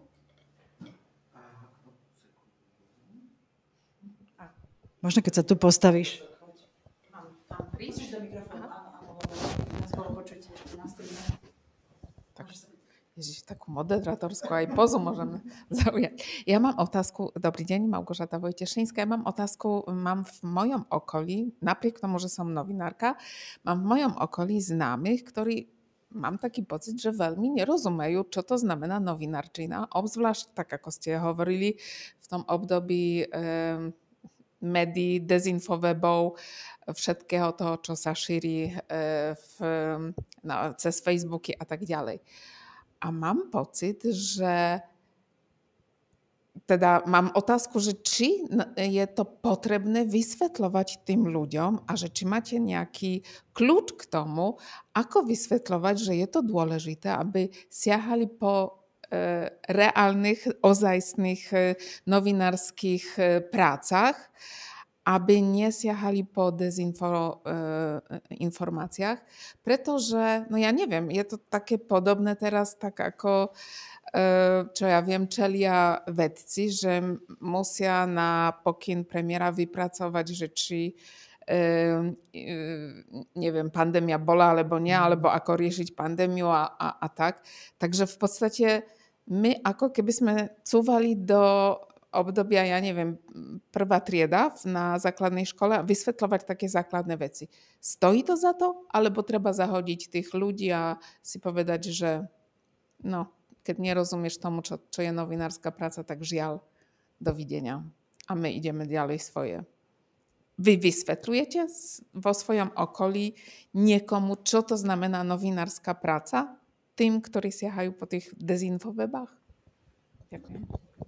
Ja dám iba takú krátku reakciu. Ja si myslím, že pri mnohých diskusiách sme back to basics. Napokon treba vysvetľovať, že Zem je naozaj guľatá pri niektorých diskusiách, a vidíte, že ide to zhora. Ale mne samej sa to nepodarilo. Akože moji rodičia a širšia časť rodiny spochybňuje novinárskú prácu, nevidí v tom zmysel a prípadne sami holdujú nejakým dezinformačným webom a asi, neviem, či viete, alebo možno, že máte tú skúsenosť, aké je to náročné presvedčiť svoju rodinu a viesť racionálne diskusie tam. Ako nemám na to odpoveď, nemám na to tip alebo trik. Treba skúšať, ale na konci si podľa mňa každý robí ten svoj svetonázor sám. A ja nie som zodpovedná za to, aby som presvedčila svojho otca, aby nevolil, koho volí. No. Katarína alebo Miro? Miro sa ešte zamýšľa. Tiež sa zamýšľam, že či je na to správna odpoveď, ale no, tak presvedčame ich svojou každodennou prácou, si myslím. Hej? Že to je asi najlepšia odpoveď na také dezinformačné kanály a na ľudí, ktorým dôverujú. Proste robiť si tú svoju prácu naozaj poctivo a robiť si ju tak, aby teda ten výsledok stal za to. Ale ako ja sa tiež a teraz akože v súkromí sa stretávam s rôznymi názormi, lebo však moje okolie vie, kde pracujem. A je pravda, že s niektorými ľuďmi som sa pustila do takej debaty, niektorí možno uznali tie moje argumenty, ale väčšia časť tých, ktorí boli akože presvedčení, že to tak nie je, teda že boli skôr ovplyvnení tými konšpiračnými rôznymi tézami, tak som ich proste zo svojho života odstrihla. Ale to hovorím teraz súkromne, nie akože čitateľov, ale naozaj v súkromí som veľmi prečistila to svoje okolie, ten okruh známych a stalo sa to vlastne počas pandémie, hej, že tam sa to veľmi rýchlo vyfiltrovalo, že s kým sa má význam ešte rozprávať a s kým už nie a natrafila som na také reakcie, že teda my sme to vytvorili a že to je bublina akože novinári a tak, že proste. A to boli akože ľudia mne blízky, dokonca dlhoroční kamaráti, o ktorých som vlastne zistila, že sme sa úplne že rozišli v názoroch a pracovne, proste to ukáže jednou prácou poctivou. Tam akože neviem, či je cesta tých ľudí presvedčiť, ale akože my nemôžeme na to rezignovať. Proste my musíme robiť ďalej to, čo máme robiť a to je asi celé. Môžeme. Tam je taký, ako ja tam vidím dve také veci a dve poznámky k tomu, že samozrejme, že žurnalistika má zmysel. Ako to vysvetľovať, tak to je asi veľmi jednoducho. Žurnalistika je práca s faktami, ktoré sú overiteľné, ktoré sa dajú overiť, ktoré žurnalistika, tá tradičná, prechádza nejakým procesom, ktorým je editovanie. Každá tá redakcia má nejakú štruktúru a všetky tie veci, akoby správy a výstupy, ktoré sú záverečné, sú nejakým spôsobom overiteľné. Druhá vec, keď toto poviete nejakému dezinformátorovi, tak sa s vás smeje a neuverí vám. Môžete sa na hlavu postaviť, ušami podopierať, jemu to je jedno. Hej? Čiže viem, o čom hovorím, mám to aj v rodine, ako ste povedali vy. My sme 4 bratia, 2 v úvodzovkách normálni, 2 uletení. Čiže, ale ako nehádame sa v rámci rodiny, preto to ideme od takýchto tém preč. A ja som si najskôr myslel, že treba vysvetľovať. Ale ja to robím tak, že niekedy, keď mám náladu, tak aj vysvetľujem. Na Facebooku s niekým si píšem. Ale nie vždy na to máte náladu a čas hlavne, hej, lebo nemôžete sedieť na sociálnych sieťach a vysvetľovať ľuďom ako v základnej škole. Ale ja si myslím, že práve tým, že budeme robiť legitímnu žurnalistiku, že tým akoby dezinformátorom alebo ľuďom, ktorí šíria blúdy, nebudeme uvoľňovať priestor, hej, na to, aby ho mali voľný, aby si sami mohli robiť, čo chcú a šíriť blúdy. A oveľa dôležitejšie ako to, čo som povedal, je to, a to je veľké nešťastie spoločnosti, veď si zoberte, akých ľudí máme vo vláde. Veď hviezdy dezinfoscény a konšpirátorov máme na ministerstve kultúry. Pozrite sa na pána Kotlára. A čo je najväčšia tragédia, premiér tejto krajiny legitimizuje Kotlára, legitimizuje blúdy, ktoré šíri a ešte úkoluje Slovenskú akadémiu vied, aby urobila výskum vecí, ktoré sú už dávno z rôznych laboratórií, z rôznych vedeckých komunít dávno overené. Čiže ryba smrdí od hlavy. Ak takýto politik, ktorý to robí politicky, on to nerobí preto, že by Kotlárovi veril, on to robí z vypočítavosti, pretože ho politicky potrebuje. Ak takýto politik legitimizuje takéhoto človeka, lebo keby sa vrátil do parlamentu, zase má problém s hlasmi, hej. Čiže tam je to, ak ten egoizmus, vypočítavosť politikov, a tu vidíte, kde všade siaha politika, prevalcuje, tak vy sa môžete snažiť akokoľvek chcete. Vy to nejakému človeku, ktorý verí na blúdy, vy mu to nevysvetlíte v žiadnej diskusii a vy ho nepresvedčíte. A nie som si istý ani, že či tých ľudí v nejakej diskusii presviečať treba v tomto zmysle. Hej? Ale zase na druhej strane by som ešte povedal aj to, a to je dôležité, že netreba sa tým ľuďom vysmievať. Netreba tých ľudí urážať na sociálnych sieťach. Nenadával by som im do hlupákov, do dezolátov. To je absolútne kontraproduktívne. Oni nie sú hlupáci.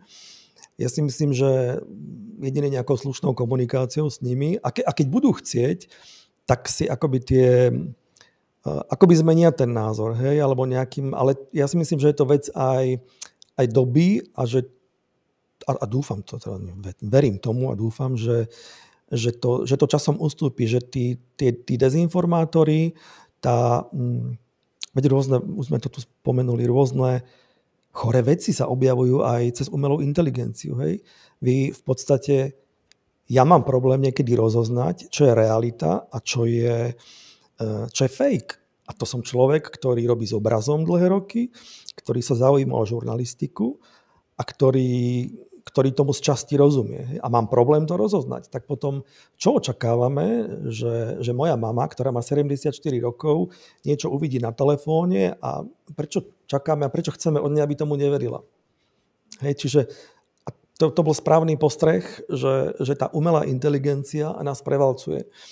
A ja netvrdím, že treba niečo cenzurovať, ale určite treba vymyslieť nejaký mechanizmus, ktorý by redigoval alebo upozorňoval na to, že je niečo, a to sme sa toho tiež dotkli, nejaký článok, nejaký produkt vyrobený umelou, alebo teda urobený pomocou umelej inteligencie, alebo vyrobený celý umelou inteligenciou. Neviem, či som odpovedal. No, ja myslím, že samotná tá diskusia je odpoveďou na toto, že jediné, čo nemôžeme urobiť, je, že rezignujeme na to vysvetľovanie. A ja myslím, že z mnohých tých odpovedí je jasné, že sa veľmi mlží vlastne, aký je rozdiel, že žurnalistika a nežurnalistika. Že veľakrát tí ľudia povedia, že to je dobré médium nie preto, že robí žurnalistiku, ale má taký názor ako ja. Že vlastne to, čo zabudli, je, že my nedelíme médiá, že ten je dobrý, lebo si myslí to, čo ja, a ten je zlý, lebo si to nemyslí. Že to, čo im musíme vysvetľovať, že ja sa ti nemám zapáčiť, ja ti mám dať fakty, názory, citácie a ty si urob názor, tak od toho sme strašne odišli. Hej? Že je veľmi ťažké dnes dať tú slobodu ľuďom vytvoriť si názor, pretože ten výsledok je katastrofálny, ale nemôžeme na to rezignovať a takisto si myslím, že čím väčší priestor by sme dali tým dezolátom, tým to bude horšie. Takže je to nekonečné, naozaj, že presviečať niekoho na sociálnych sieťach. Ja som to tiež dnes hovorila, keď sme začínali, tak som bola proti tomu, aby sme vôbec nejaké reakcie na Facebooku mazali. Teraz ich mažeme pomerne, pretože to nie je debata. To, čo sa nám v celej spoločnosti deje, proste, že my nediskutujeme. My ťa presviečame, že takto to je, alebo takto to je. Hej? Takže to sa musíme učiť a Ja pevne verím a zostávam v tejto profesii, pokiaľ sa to len bude dať, až kým ma ten Bolt neosloví, zvážim. Ináč ja sa väčšinou chystám do Lidla k pokladni, keď mám to úplné zuby. Ale myslím si, že je to extrémne dôležité vysvetľovať. Asi nemôžeme úplne... Ako? No veď nemám to iba tak vymyslené. Čiže keď na to vysvetľovanie, keď rezignujeme, tak to už som naozaj skeptická. Ďalšia otázka? Tak ja by som sa chcela opýtať, v tom jednom slajde, neviem už, v ktorom to bolo na začiatku, bolo vlastne uvedené, že asi 89% opýtaných odpovedalo, že považujú za nedostatočnú ochranu novinárov a novinárok zo strany štátu, alebo 81, hej. Ďakujem. Chcela by som sa opýtať teda, že čo považujete vlastne za takú, ako keby tú dostatočnú ochranu, že ako by sa to malo zmeniť, ako po akej stránke, ako je to skôr myslené akože z takého legislatívneho rámca, alebo z nejakej ochrany vo verejnom priestore, alebo čo vlastne by mala byť tá ochrana zo strany štátu? Návrhy?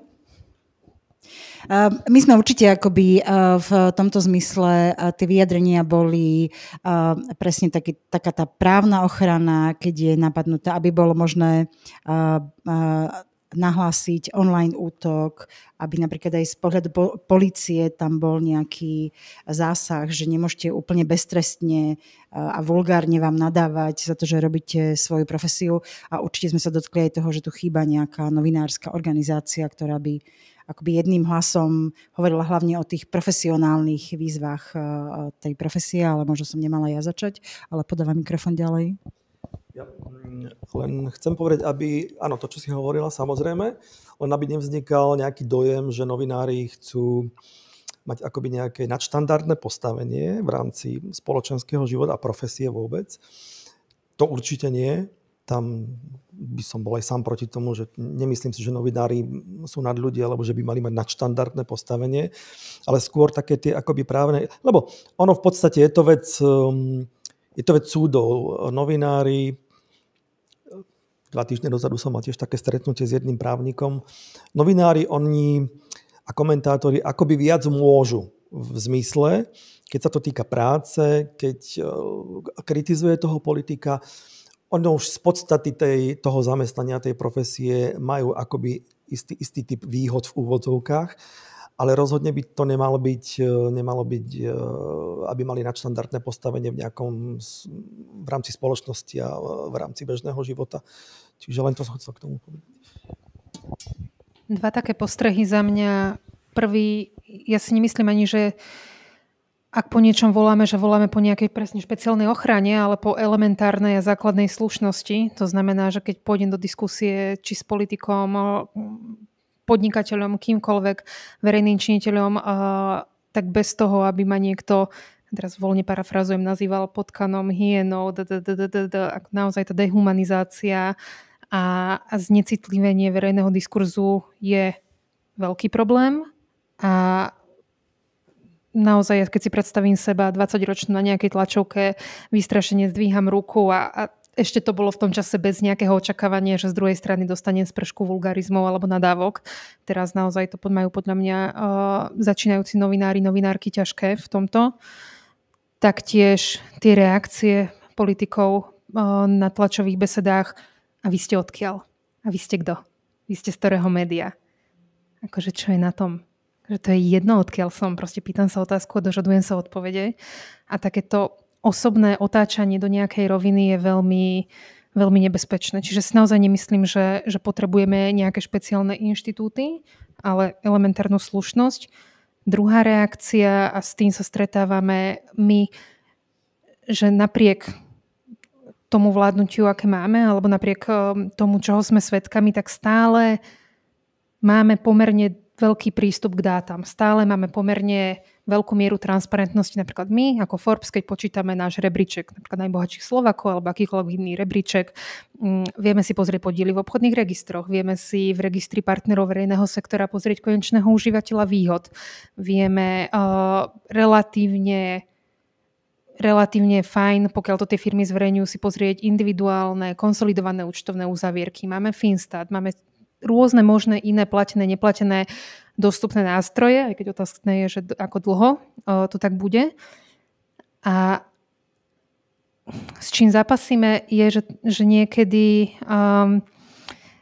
necítime takú, že úplnú slobodu využívať všetky tieto nástroje v plnej miere tak, ako môžeme. Dám príklad. Podnikatelia sa nás často pýtajú, prečo chceme zverejňovať ich výšku tržieb alebo ziskov, že to je irelevantné. Pre nás ako Forbes je to základný nejaký ukazovateľ toho, či sa tomu biznisu darí alebo nedarí a aj nejakému širšiemu kontextu. A oni nám to otočia až na GDPR. Nemôžem byť v rebríčku najbohatších Slovakov, lebo to je porušenie GDPR. Nie je to konkrétne, som Ivan Kmotrík napríklad. Nechcem byť v rebríčku najbohatších Slovákov. A keď ma tam uvediete, tak porušujete moje osobné práva. Ale máme proste za tým nejakú metodológiu, ktorá je z amerického Forbesu, máme to napočítané. Kolegovia, robíme na tom niekoľko mesiacov a na konci, namiesto toho, aby sme mali takúto slobodu, že zverejníme, napíšeme, postavíme sa za to, tak reálne vedieme diskusiu o tom, že či sme žalovateľní, nie sme žalovateľní, príde nám nejaká predžalobná výzva, nepríde. A to sa zvýraznilo v posledných rokoch, kým predminulé roky, 2022, možno 2023, sa ľudia predbiehali o tom, že chcú byť v rebríčku Forbesu a diskusia bola o tom, že na akej priečke a či im tam ešte niečo vieme prihodiť a toto vám ukážem, všetky možné účtovné zavierky poposielam. Tak minulý rok som sama mala extrémne intenzívne diskusie s viacerými členmi rebríčka o tom, ako si tam už neprajú byť, lebo je to nežiaduce v dnešnej spoločenskej situácii a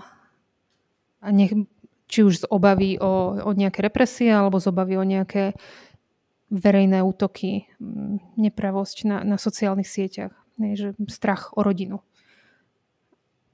A máme tie úžasné nástroje, máme veľkú mieru zverejnených dát, čo je super na Slovensku a potrebujeme cítiť aj tú istotu, že ich môžeme použiť. A použili Skôr sme to. Právna ochrana. Aj právna ochrana. Ja som strávila minulý rok dosť veľa času diskusí s právnikmi a nakoniec nám žiadna žaloba neprišla, ale výhražok bolo dosť. Katarína? Ja to len krátko zhodnotím, že vlastne to, čo tí novinári a novinárky teda zhodnotili, je vlastne tým zrkadlom tej dnešnej doby, že v akom stave je naša spoločnosť, v akom stave je náš štát a kto ho teda vedie, že očakávať zlepšenie stavu ochrany novinárov a myslím teraz, a presne s týmto súhlasím s mojimi predrečníkmi, že nie v zmysle, že sme nejakí nadľudia, že nás treba nejako špeciálne chrániť, ale keď vidíte tie denné útoky na novinárov od politikov, ktorí by mali zodpovedať akože na všetko, na čo sa pýtame, lebo my sa pýtame za ľudí, nepýtame sa teda, lebo sme sa rozhodli to pýtať len tak, lebo sa nám chce, tak vlastne to ukazuje aj na to, že vlastne akú ochranu vlastne môžu tí novinári čakať alebo nemôžu. Hej? Ale vždy je dobre, tak ako hovorila kolegyňa, že o všetkom sa, aj u nás v redakcii sa veľakrát radíme s právnikom pri niektorých témach. Hej? Že si to prediskutujeme, že čo je akože ešte únosné a čo teda už je možné ako žalovateľné voči nám. Hej? Takže asi tak, no, že je to také zrkadlo našej spoločnosti, to, čo vlastne z tých percent vychádza, keď to tak čítam. To je asi všetko. Ja som chcel len doplniť to, čo už medzi tým ste povedali, že tiež to vychádza od politikov. Ak vám nejaký politik neustále ukazuje alebo dáva za terč novinárov, že ste, špinavé protislovenské prostitútky, ak vás neustále dehonestuje vo všeobecnosti, neadresne vymenuje nejaké 2 denníky, ale v podstate ako celú komunitu a celú profesiu, tak čo môžete čakať, že tí ľudia budú ako reagovať? Ako tí ľudia, to sa vzťahuje v podstate aj na tú odpoveď, na tú predchádzajúcu otázku, potom čo si tí ľudia majú povedať, že k tomuto ja mám veriť, čo napíšu títo protislovenské prostitútky? Viete, to nie je maličkosť, keď vám politik niečo takéto povie. A to nerobí len Robert Fico. To napríklad zrobila Igor Matovič, aby sme si povedali pravdu. Znevažovali tú prácu novinára a urážali novinárov vo všeobecnosti. Veď tá profesia, To je normálna slušná práca. To nie je niečo, a už vôbec nie, že by niekto vypisoval nejaké protislovenské články, že čo si to vôbec tí politici dovolujú, hej? V tom nie je nič protislovenské. To, že chcete kontrolovať politikov, to nie je protislovenské. Naopak, to je na ochranu Slovenska, na ochranu toho, aby tí politici nekradli a nespreneverovali čokoľvek, čo je verejné. Ďakujem. Ešte otázočka? Veľmi pekne vám ďakujem všetkým, ktorí prišli z Košíc aj z Bratislavy. Ďakujem, že nerezignujete a že budete patriť k tým 84%, ktorí zatrvajú. A o tom Bolte a Lidli sa porozprávame neskôr. Ďakujem veľmi pekne, pekný deň. Ďakujeme všetkým, ktorí nás sledovali online a teším sa koncom mája na ďalšiu debatu. Pekný deň.